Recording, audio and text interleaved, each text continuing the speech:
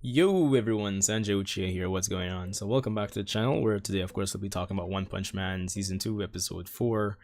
Of course, if you haven't seen my review for last week's episode that I put out just today as well, I'm recording this on the same day I put out my last week's review. Well, the review of last week's episode. Sorry about that.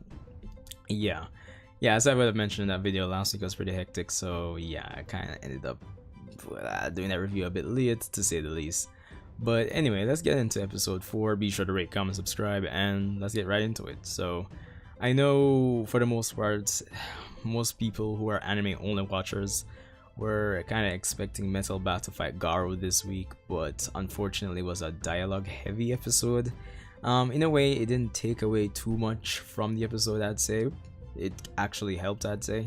But for those of you that were just looking forward to some action this week, I know that it could be a disappointing episode. It would have been a disappointing episode for you guys there. But all in all, I thought it was a good episode. I still preferred last week's episode 3. But this episode wasn't bad at all, I'd say. It kind of helps paint a better picture of where Garo's coming from as a character.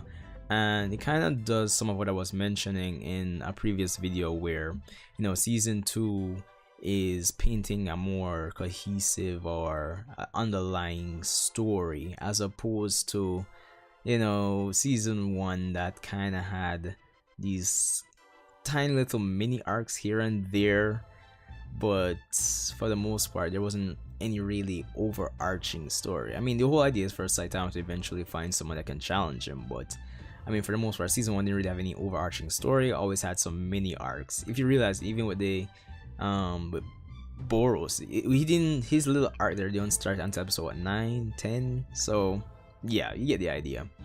Yeah, so with season 2, with them painting the picture of this larger plot that's in the works, which we get to get an idea. Well, we get to see the start of what may be happening down the road for this season. Is that the executives, with the increase in monsters that are appearing, they seem to be plotting to attack the executives for the Hero Association that are connected to the sponsors essentially. So with all that being said, it does seem like there's some underlying or bigger plot at work where the monsters are concerned. So that does help to kind of drive interest into what's going to happen for the rest of the season. Of course, getting to see more of Garo and where he's coming from as a character is always interesting. Now, as I said, I know for the most part that it was dialogue heavy. Even I myself was looking forward to getting some Metal Bat versus Garo action, but no, as many of you would have predicted as you were watching the episode, that probably wouldn't happen until next week, and it did probably leave us on a cliffhanger, unfortunately. But it is what it is. It was good seeing Metal Bat in action, honestly. He's I mean, he's a guy with a bat, but he's pretty cool. S-class, of course, so he's gonna have to have a level of skill, unless you're king, of course. so there's that. So the Hero Association seems to be putting things in place to try to get heroes to protect the executives. And of course, we have this one scene with King where he didn't really want to be bothered because he's playing the games, and of course we know it's really and truly because we already know the reason. You've been watching season 2. Apart from that, we have Garo interacting with the same kid from before. He's still using the hero catalog to actually target heroes, so that's not new. But it's as we keep going along, as Garo actually keeps taking out heroes, the Hero Association has to start acknowledging his presence as the hero hunter. So the threat of Garo keeps building each episode, honestly, and that's good. As I said, he may not be a threat for Saitama per se, but he at least is still an engaging character, one that kind of, if he's on screen, kind of holds your interest. You're looking forward to seeing what he does next or how he does it. And it kind of, his plot to becoming the ultimate monster seemingly will tie into the underlying plot that the monsters may have planned for the rest of the season. So this episode kind of felt more like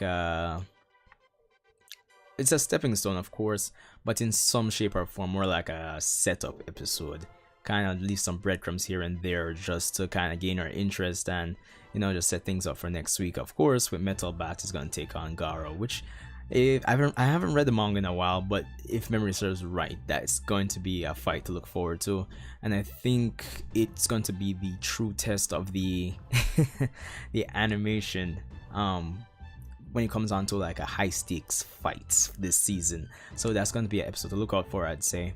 Of course, even the animation quality in this episode was I'm kind of realizing there's a pattern here.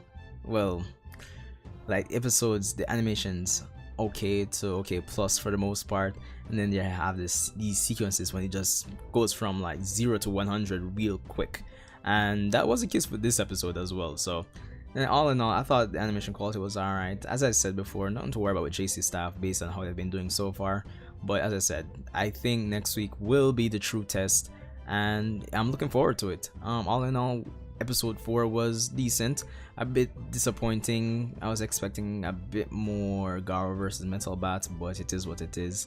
We got a little bit of action with the Metal Bat versus the Centipedes, Senti Senpai, Senti Kohai, and Senti Koro. So there was that. But anyway, this is all I have for this one. Yeah, rate, comment, subscribe, people, and I guess I'll just see you in the next one.